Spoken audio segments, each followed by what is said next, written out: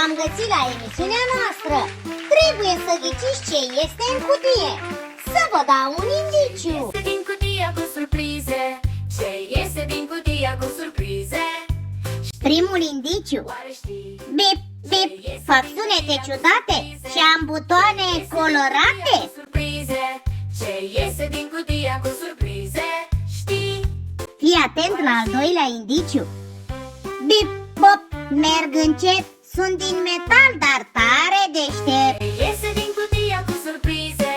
Ce iese din cutia cu surprize? Și ultimul indiciu.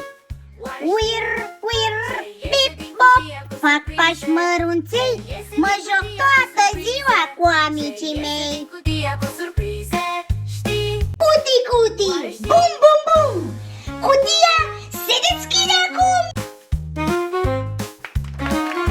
Aeroboțelul, cu lumini, butoane și o inimă electronică plină de veselie. Bravo, dragii steți! Ce bine te-ai descurcat, dar... Hei, avem o nouă cutie! Ești curios? Ce iese din cutia cu surprize? Ce iese din cutia cu surprize? Atenție la primul indiciu!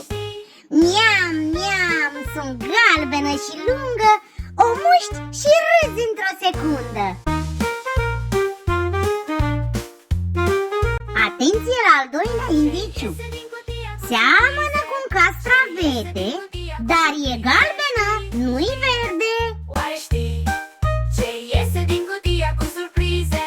Al treilea indiciu: maimuțica de-ar avea, toată ziua ar mânca. Oare știi?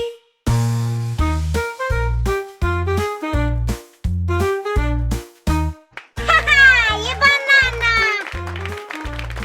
Bravo, copii! Emisiunea s-a terminat, dar nu fi trist. Ne revedem curând într-un nou episod plin de joacă și aventuri. La revedere, copii! Ursulețul Bubu vă îmbrățișează!